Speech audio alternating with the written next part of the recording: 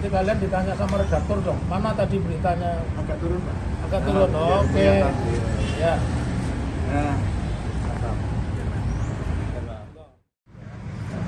Nah, kami banding itu karena kami dinyatakan tidak diterima karena tidak memenuhi persyaratan notifikasi yang mengenai syarat 60 hari itu. Ya.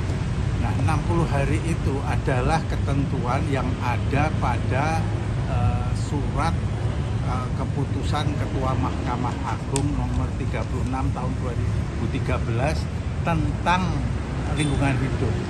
Jadi kami tidak diterima karena tidak memenuhi kewajiban memberitahukan kepada para tergugat, ya, yang itu mengharuskan 60 hari.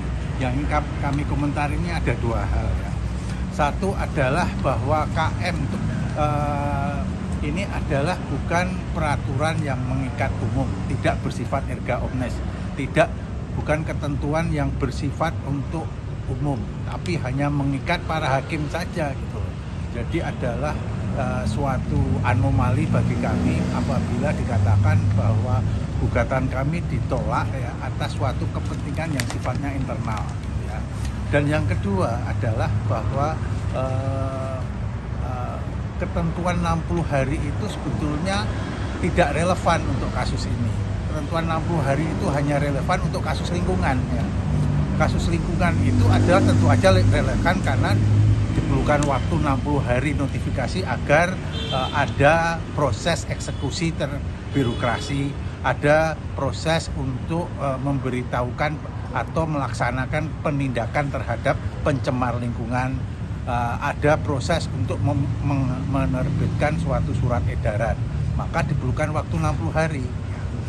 Tapi kalau kasus ijazahnya Jokowi ini kan hanya diperlukan untuk menunjukkan, sehingga waktu 60 hari itu tidak relevan untuk diterapkan kepada kasus ini. Nah, seharusnya kan hal ini kan sudah diperiksa di awal. Ketika di awal itu kami sudah dinyatakan telah diterima, dan pengadilan ini sudah mengatakan berwenang untuk melakukan pemeriksaan pokok perkara. Nah, mengapa pada akhir dari tuntutan itu kemudian mempermasalahkan soal notifikasi syarat 60 hari itu, ya, yang kemudian kita artikan sebagai tidak relevan. Nah, kalau mau mempermasalahkan harusnya di depan kita tidak diterima. Nah, ini adalah kelihatan bahwa pengadilan semangat di depan pada akhirnya itu menghindar dari memeriksa pokok perkara. Nah, ada satu hal yang ingin saya sampaikan, bahwa Pak Jokowi itu selalu menyampaikan bahwa yang berkewajiban, tidak ada kewajiban bagi kami untuk menunjukkan ijazah, karena yang berkewajiban untuk menunjukkan ijazah itu adalah pihak yang menggugat. Ini adalah sering dikenal dengan asas teori probasio, ya, Pak. Ya, itu ya.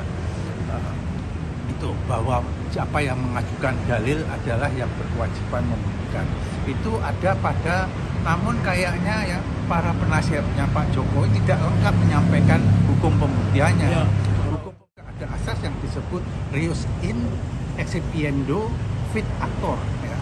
Nah, artinya itu penggugat, ya, tergugat apabila dia membantah, ya, dia wajib menyampaikan bantahannya itu. Nah, dalam kasus ini kan Pak Jokowi itu membantah.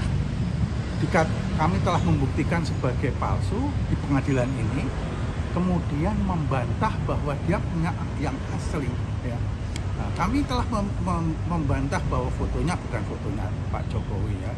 Kami telah membuktikan di pengadilan. Jadi kami ini telah melakukan kewajiban kami, melakukan pembuktian yang satu-satunya forum yang sah melakukan itu ya di pengadilan ini. Kami telah membuktikan bahwa ijazahnya Pak Jokowi baik secara error level analysis adalah fotonya Pak Jokowi tidak cocok, ya. Kemudian yang kedua adalah dengan fotonya presiden yang sekarang.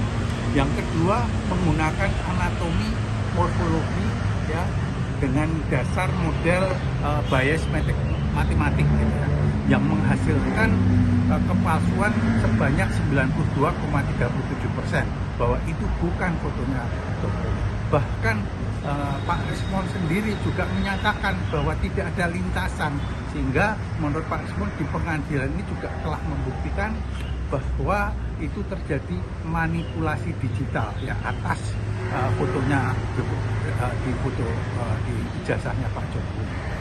Sehingga kami telah melakukan pembuktian. Nah, apabila Pak Jokowi itu membantah bahwa itu adalah tidak benar, maka itu tadi asas tadi reus in excipiendo fit actor, orang yang tergugat berubah menjadi penggugat yang kemudian wajib juga membuktikan keaslian. Dengan cara apa? Dengan cara menunjukkan aslinya, yang itu tidak dilakukan.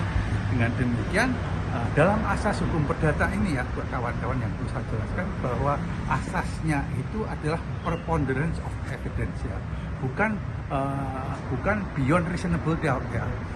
Preponderance of evidence artinya siapa yang paling kuat pembuktiannya. Di pengadilan ini kita sudah membuktikan bahwa kita lebih kuat ya, karena Pak Jokowi sama sekali tidak menunjukkan ijazah aslinya. Ketika kita minta untuk disumpah tidak berani bersumpah, kita minta untuk hadir tidak berani hadir. Atas semua itu sebetulnya yang harus dipakai adalah preponderance of evidence, artinya mana yang lebih kuat pembuktiannya di antara penggugat dan tergugat ya. Namun pengadilan ini menghindar dari memeriksa pokok perkara ini dengan mengatakan gugatan kami tidak diterima. Oleh karena itu pada kesempatan ini ya kami melakukan banding yang kami yakin di tempat di Pengadilan Negeri Tangerang itu yang jauh dari rumahnya Pak Jokowi ini kita lebih mempunyai harapan.